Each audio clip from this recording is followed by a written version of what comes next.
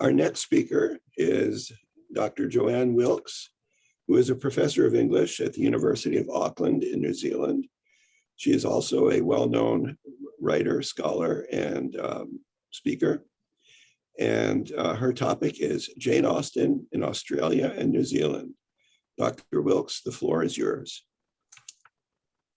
Hi, thank you very much, Bob, and thank you, Susie, as well. I'm very grateful to be at the conference. One issue to even now be living in Australia and New Zealand as they're under the age of Zoom is that there are lots of international conferences, but mostly in times of day that are difficult for people this side of the world. So I'm very pleased to be able to speak to you all in the middle of the day on Sunday in Auckland, New Zealand, and I know different time zones in North of Hawaii and North America and Australia. I am Australian, but I've had most of my academic career in New Zealand, so I have a sort of sense of knowing both countries. But I'm going to give a kind of overview, and I hope I don't overlap too much with what Susanna Fullerton is going to be talking about later on. We have conferred a bit about this. It's going to be an overview, but basically I'm going to start with a book that came out in the 1980s called Jane Austen in Australia in 1984, and in the US it was apparently called Antipodes Jane. And then I'm going to say something about the kind of post-colonial situation of Australia and New Zealand. After that, I'll talk a bit about the education systems in which Jane Austen figured. And following that, I'm going to draw on a couple of what I think are very interesting newspaper databases called in Australia Trove and in New Zealand Papers Past, which carry through from the early days of settlement through mostly to about the 1950s. And I looking for references to Jane Austen there. Okay, Barbara Kerr Wilson's novel doesn't, in fact, pretend that Jane Austen really came to Australia, but takes advantage of the situation for Austen herself in the early 1800s. She turned down the proposal of Harris Bigwither in the autumn of 1802, whereas while the rumoured proposal from the young man who died young seems to relate to the previous year. In the aftermath of these distressing events, the novel has Jane Austen take the opportunity to accompany to Port Jackson, the original settlement of white settlement of Sydney. Her aunt and uncle, Mrs. Austen's brother James Lee Parrott, and his wife Jane. This is in the aftermath of another famous Austen family drama, where Mrs. Lee Parrott, had escaped from a criminal conviction for stealing lace. The Port Jackson settlement, and in fact, they head off, the group heads off in 1803 in February and set off back to England in March 1804.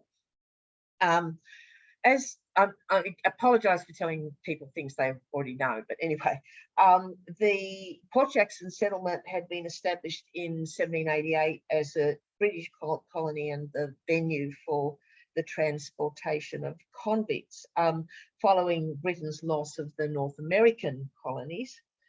For a novelist seeking to locate Jane Austen here in the early years of Port Jackson, the name of a real-life, historically prominent settler, Darcy Wentworth, was no doubt a gift. And I'll just notice, particularly as I think Janine Barkers is on the call, many of you know, she talks about the Austen's employment of the extended Wentworth Woodhouse family.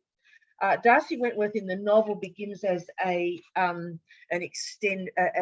potential love interest, but becomes a confidant for Jane's literary ambitions. Like all historical fiction, Jane Austen in Australia is partly a product of its own time, reflecting the advent of second wave feminism and making Austen's interlude in Australia significant for her writing career rather than for her love life. Of course, she wasn't yet a published writer. The novel was written as well at a time when Australian Indigenous inhabitants had launched a land rights movement, and there had been a change in the attitude, the prevailing government policy that the best thing to happen for the Indigenous people was to be assimilated into white society. And in the novel, the lead Parrotts decide they'll take a young Aboriginal boy back to Britain, but he runs away, and that's presented as a good thing. En route to Australia, the story glances at the slave trade, and this is Lee Parrott, who's not represented very sympathetically. She endorses the practice. Now, this all foreshadows the famous intervention in Austenian criticism of Edward Said in his essay in Culture and Imperialism, Jane Austen and Empire, which came out in 1993. But I don't think how we see Australia and New Zealand as colonies is quite different, I think, from what Said is dealing with, which of course is the slave trade, and particularly in the Caribbean. So, as I think we differentiate colonies like, or ex-colonies like Australia and New Zealand from the parts of the empire that were affected by slavery, and also the parts that were really involved the domination of large numbers of people by a small elite originating from Britain. Because what Australia and New Zealand were, and it's like Canada, I think, though without the French, much of the French influence, is the settlement eventually, because Australia colonies by the 1860s had ceased to be convict colonies, but they did. So they took in lots of settlers, mainly emanating from the British Isles. And those came to outnumber and then dominate the Indigenous populations of the Australian Aboriginals and the Maori in New Zealand. And I think probably as a result of that dominance of people of British extraction, the two countries became politically independent of Britain earlier than many others did. These kinds of ex-colonies were in fact covered in another famous book that doesn't deal much with Jane Austen. It's The Empire Writes Back from 1989. And the writers, Gareth Griffiths, Bill Ashcroft and Helen Tiffin, do explain, the difference between or grapple with the difference between what they call settler societies and other kinds of colonies.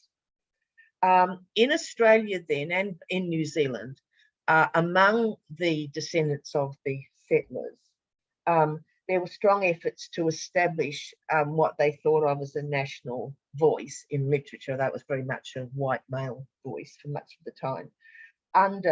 In things like the literary pages of the Bulletin magazine in the 1890s, featuring writers that are still very much popular and read, Henry Lawson and A.B. Banjo Patterson, the author of The Man from Snowy River.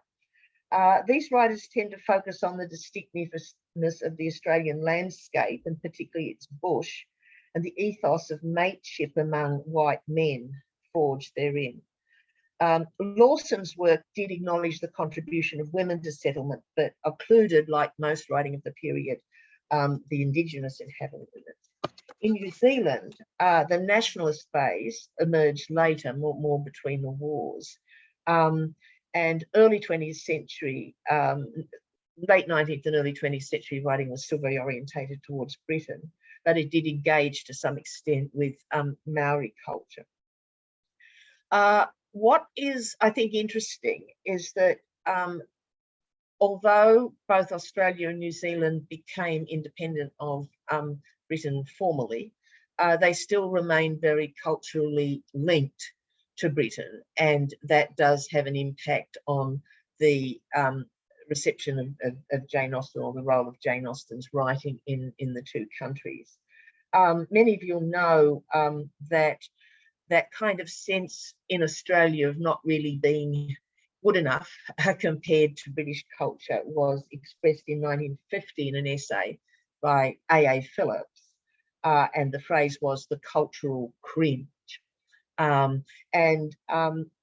Older writers like Patrick White and Thomas Keneally, who many of you will know of as the author of Schindler's Ark, which was the novel or the story that Schindler's List was based on, they felt at a remove from Australian reality because the sort of cultural tradition was still very much British based. And then in New Zealand, the same kind of feeling was expressed in 1943 by the nationalist poet Alan Curnow. Famous lines, "Not I, some child born in a marvellous year will learn the trick of standing upright here." Okay, so I wanted then to talk about the role of Austen's work in education. For better or worse, British canonical literature has always featured quite strongly in the education system, though those curricula have been very much diversified, particularly since World War II. British fiction remained, since the war, British 19th century fiction has remained prominent, but as time has gone on, more literature from other sources comes into play, like from America, obviously, Australian and New Zealand writing in the respective country, including now texts by Indigenous writers and immigrant writers. But there's still a very strong thread of British canonical literature going through. I'm not saying this is a bad thing. I'm just saying this is a fact. Though, if you want to avoid British canonical literature, that's easier now to do.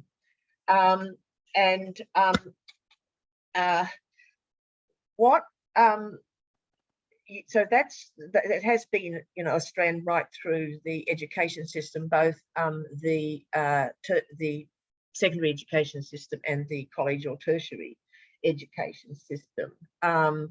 And it's still the case, I think, in both countries that if you want to go on and study literature at tertiary level, you're likely to have encountered British canonical literature. And Jane Austen's novels did start to feature, I think, relatively early on, although there was still the lingering prejudice to some extent against novels as such, and also to some extent against women writers. Yeah. It's worth noting, though, that up till well after World War II, most high school students didn't go on to tertiary education. One figure to mention in the whole kind of critical tradition relating to Austen is I think, F.R. Leavis, and particularly he's a Cambridge Don, but his ideas had a lot of impact throughout the colonies or former colonies. His famous study from 1948, The Great Tradition, although he lists there on the cover George Eliot, Henry James and Joseph Conrad, the origin of the Great Tradition for F.R. Leavis was Jane Austen. And he says at the beginning of his book, she not only makes the tradition for those coming after her, but creates the tradition we see leading down to her. So she's a kind of pivotal figure that explains the past and the continuation of literary tradition. so that her work, like the work of all great creative writers, gives a meaning to the past. So I think there's a lot of academic politics in the history of Dr. Leavis and including in Australia, which I won't go into. But perhaps in the thinking about Jane Austen, many of you will know the critic John Wilkes, who was, oh, and still is, still with us, I think, a critic of Leavisite persuasion. And you'll know, of course, his books, Jane Austen and the Body, Recreating Jane Austen Introductions and Interventions, and The Hidden Jane Austen.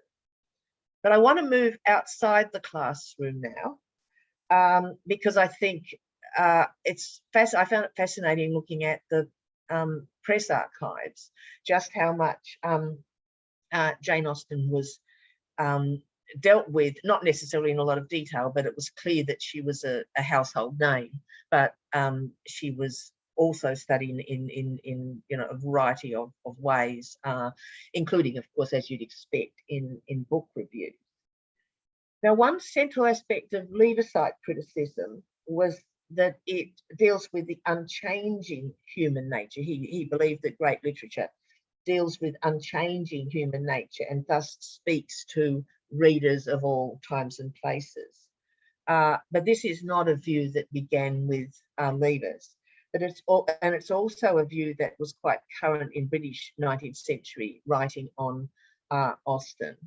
And so it's obviously a view that in a post-colonial context one might contest. But in terms of the reception of Austen, it meant that that idea of Austen as the sort of purveyor of recognizable types of characters, the kind of people we might encounter now, unchanging themes of the human condition, that did, I think, contest another view, which we're all familiar with, the assumption that she was a writer of limited scope and whose main achievement was to know her own limitations. And of course, that's a reading that's very much related to her gender. So in the press in Australia and New Zealand, new editions of Jane Austen's novels were often reviewed, including the Juvenilia, Lady Susan, the unfinished novels, letters, biographies, critical works. You could also attend talks and lectures or dramatisations of Austen's work, particularly Pride and Prejudice. And there were lots of amateur productions. And those of you, many of you, of course, will know Devaney Luce's book about the making of Jane Austen. The sorts of things that she records as going on in Northern Hemisphere certainly went on in the Antipodes as well.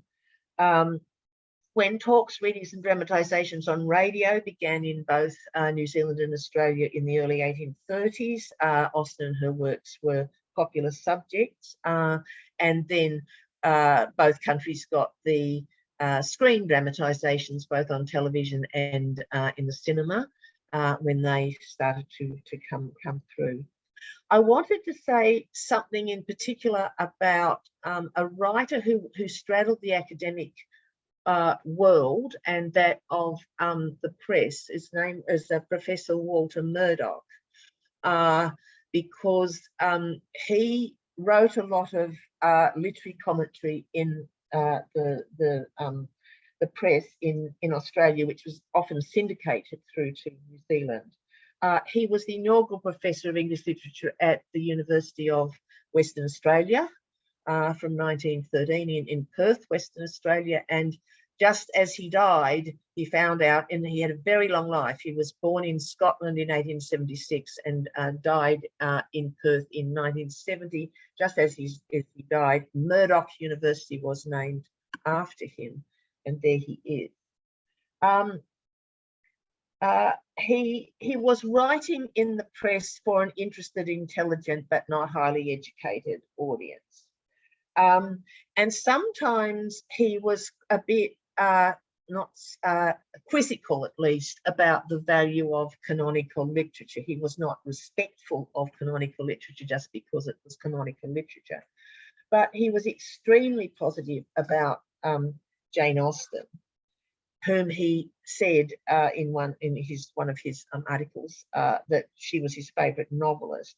And this was because of her perfect sanity, her possession of the keenest and quietest pair of eyes that ever watched the antics of humanity. And he also believed that her very narrow social world has universal relevance, is big enough to hold the whole of human nature.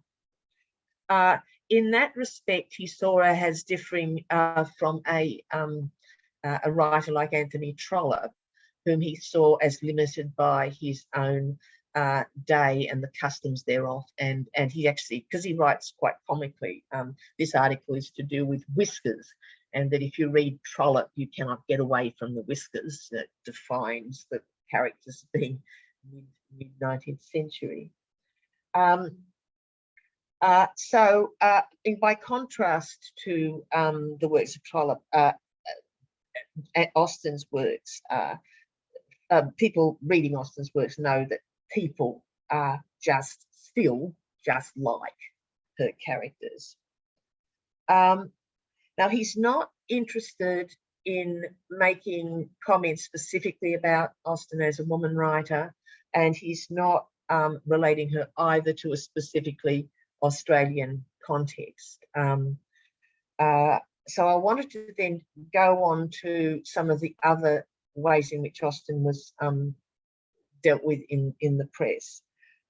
She could be a source of cultural capital, as shown in the way the Antipodean press sometimes trumpets local Jane Austen connections, and I hope you enjoy this one. In August 1930, the Otago Daily Times in Dunedin, New Zealand, discusses Richard and Arthur Knight, who were the grandsons of Jane Austen's brother Edward Knight, you will know about, via his son William. They immigrated to the Canterbury settlement in the South Island of New Zealand. And between them by 1930, they had produced over 26 children and grandchildren. And a couple of years later, the Christchurch paper marked the death of Arthur's fourth son, Henry Henderson Knight, and notes that their original New Zealand property was called Steventon. And there's more to say about the Knights. They're the sort of New Zealand Jane Austen people. Meanwhile, there were in Australia local sidelines to the bicentenary of Jane Austen's birth in 1975. The completion of Sanditon, published that year, was by Australia's Marie Dobbs. So she wrote as a book by Jane Austen and another lady. And while a property owner in the Canberra district had commissioned a bust of Jane Austen from a local sculptor. And who was this man? No, he was not a Jane Austen relative as such, but he was Arthur Big Wither, the descendant of the man that Austen had turned down. So it's it's like Barbara Kerr Wilson's novel. It's a sort of counterfactual thing as well. Yeah. Austen might also be invoked to enhance the prestige of Australian or New Zealand figures. So Catherine Mansfield, the great New Zealand-born short story writer, had died in 1933, but in 1939 there was a joint French-New Zealand celebration of her. She died in France. And the local report cited a French official who characterised Mansfield as a New Zealand author well on the way to rival Jane Austen, even to becoming the greatest female figure in English literature, when her tragically early death intervened. Thing to note there, I suppose, is that Catherine Mansfield died at 34, so it's a kind of, had she lived longer into, in fact, the period of her life when Jane Austen was actually publishing, could she have been a greater writer? On the other hand, the achievement of this British canonical writer might be illuminated by comparison with a notable Antipodean figure. This is Ernest Rutherford, who died physicist who died in 1937.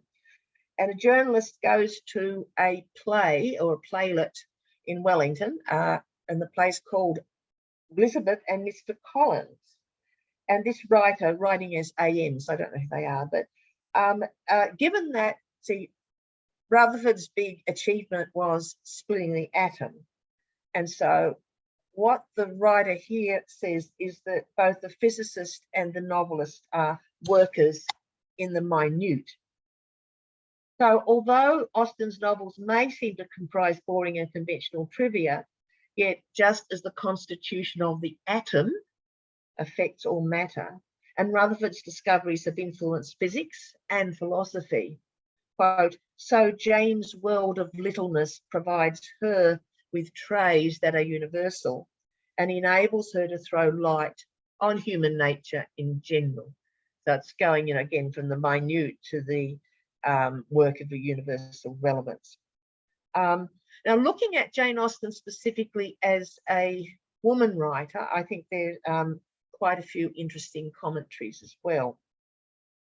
At the centenary of Austen's death in 1917, New Zealand-based suffragette C. Jane McAdam, who wrote as Constance Clyde, wrote about Jane Austen, her true literary genius.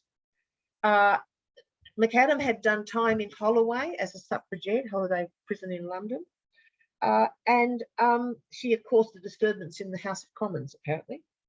In her article on the Jane Austen, her true literary genius, she denies that Austen misses the deeper things of life.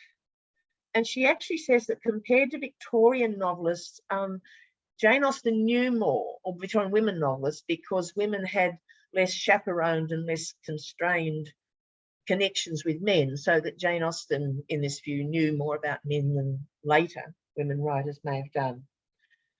Meanwhile, Iris Wilkinson, or as her pen name was, Robin Hyde, questioned in 1937 what she saw as the annoyingly casual assumption that in literature, as her article was titled, women have no star. And what she deals with is not just the dismissal of women writers, but over praise of them, but in a rather mindless and unimaginative way. So that she thinks that writing like Jane Austen's can be embalmed and therefore neglected. So I think all these ideas have got sort of, you know, spin-offs that you can develop.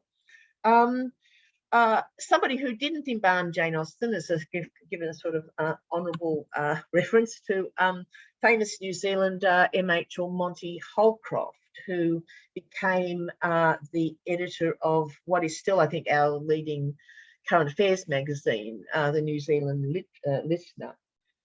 He gave a talk to the English Association in Christchurch, and he makes this interesting comment about the denouement of Mansfield Park. Only a really great novelist can allow a sense of impending tragedy to grow up through the small details and human contacts of daily routine, such that there was, quote, no conception of nemesis more terribly true than the final pairing off of Mrs. Norris and her favourite niece. Some commentators would be more overtly feminist. For an anonymous news journalist in the Nelson Evening Mail in New Zealand in 1922, Jane Austen quietly but firmly asserted women's right to have opinions and to express them.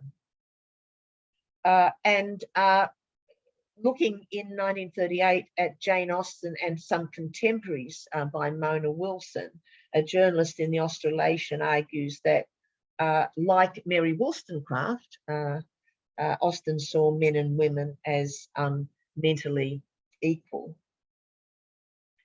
I'm going to end this little section by going forward to World War II. And we all know that Jane Austen's fiction was seen to have a very consolatory effect on people affected by the wars.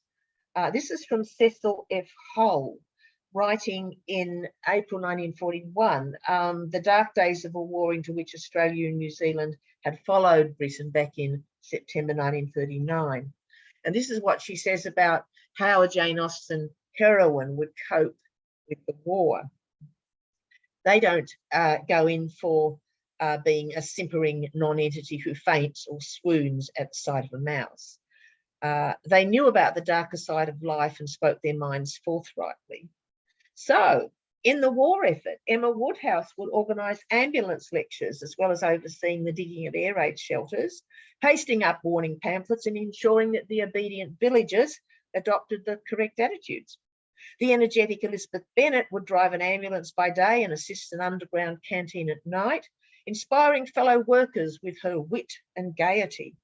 She would be ably assisted by Charlotte Collins, whom the war has allowed a respite from her husband.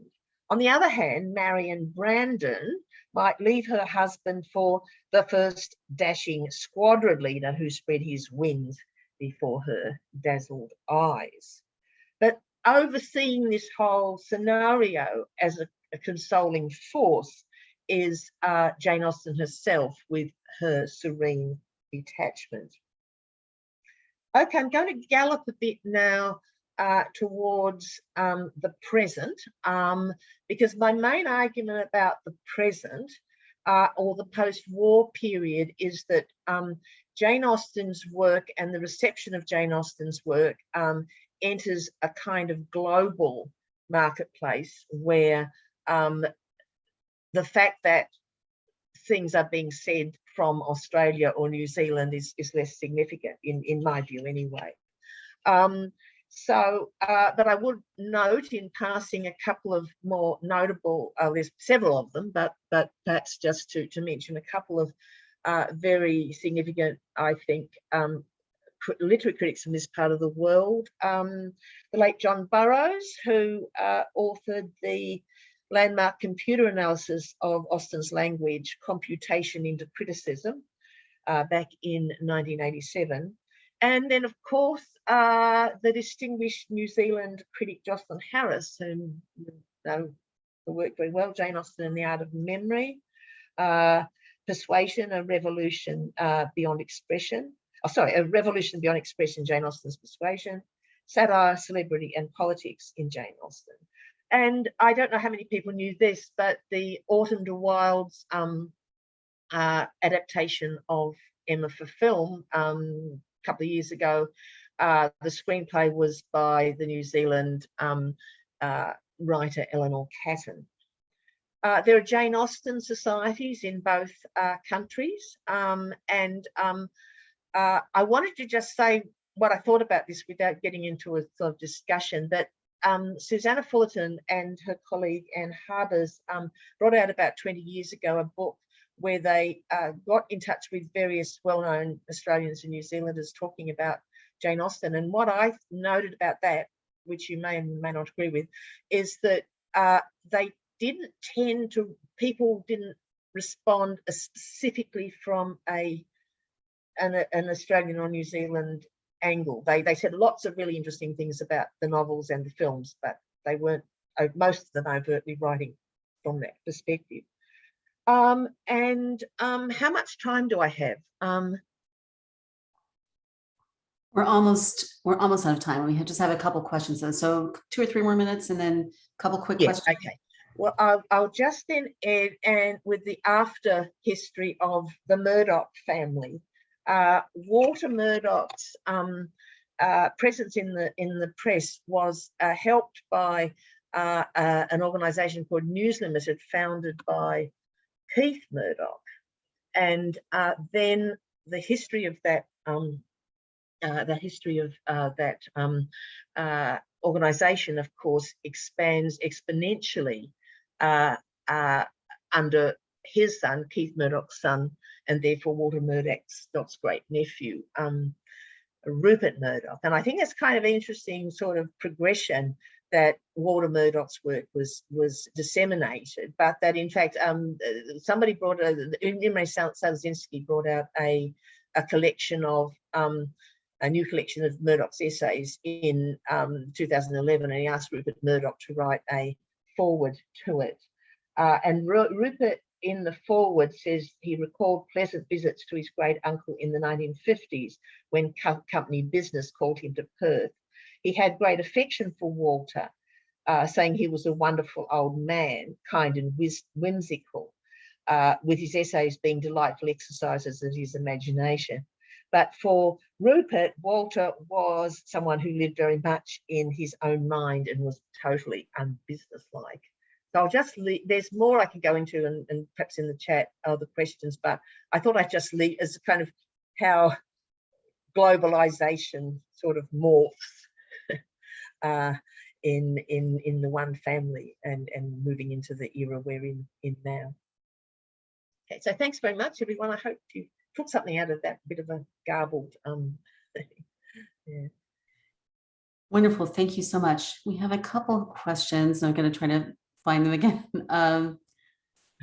So first are there modern New Zealand or Australian authors that write either in the style of Austen or cover similar themes that you would recommend to Jane Austen fans? Thank you so much, because the bit that I've left out, because I didn't want to, I've had too much material. There's a lovely book a novel called Invented Lives by a woman called Andrew Goldsmith, came out in 2017. It's not obviously influenced by Jane Austen, but she Andrew Goldsmith gave a talk in connection with the bicentenary, which was called, I think, something like Jane Austen, I Never Leave Home Without Her. She talked about how Jane Austen helped her out of a terrible crisis in her love life when she was a young woman, that she had a return ticket to Australia, no money from California, no money to upgrade it to get home earlier. She was in a trailer park in Oakland, I think, and she had this monumental edition of Jane Austen, which she then sort of spent the intervening month reading.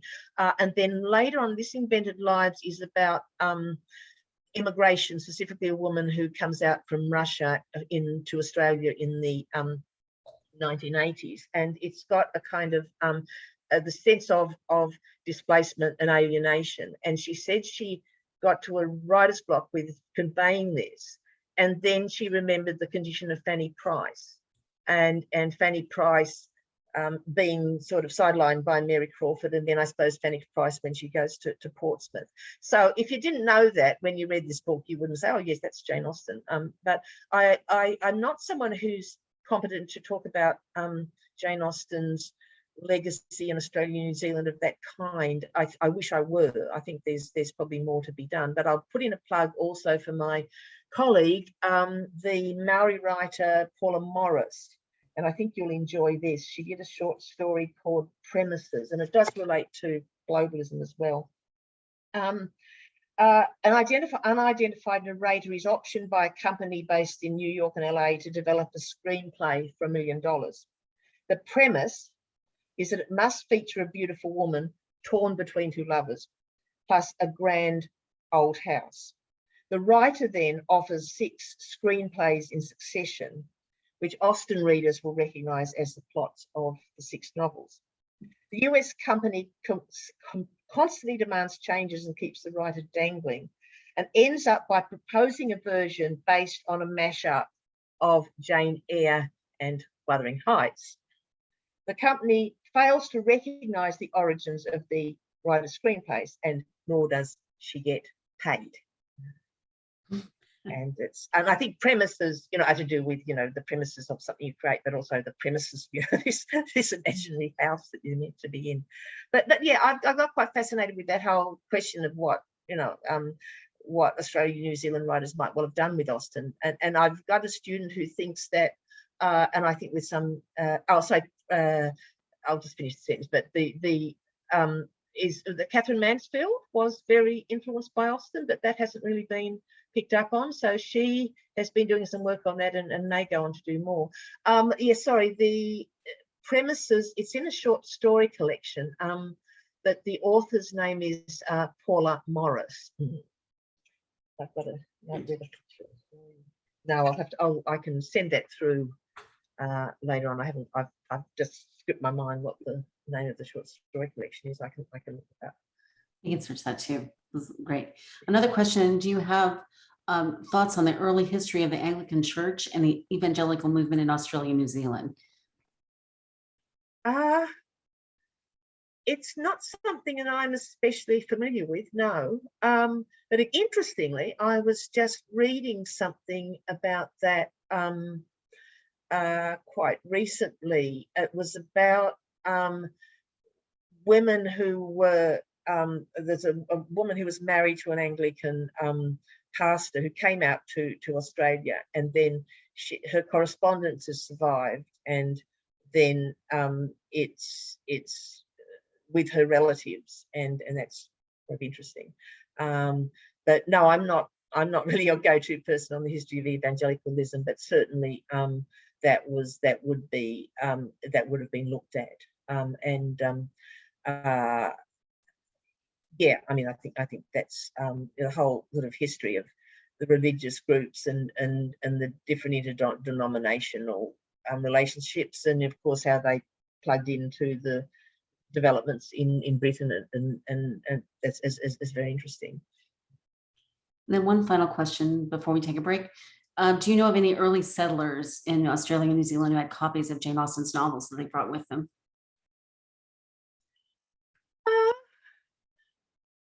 I couldn't. No, I'm not aware of that. The only thing I do remember reading, and I haven't got the details here, but something I was working on, I looked at the catalogues of some of the early libraries that was set up in the period of the 1820s and 30s in Tasmania. I think someone had done some work on it, and yeah, Austen was there. I mean, it's the big sort of Scott and also the popular Gothic writers seem to be the main figures represented. But yeah, that would be something really worth looking at, I think. Great. Well, thank you so much. It was really enlightening. We're going to take another quick break. You can come back in 3 to 5 minutes. That would be wonderful. Thanks, everyone. Thank you, Dr. Wilkes. We really appreciate it.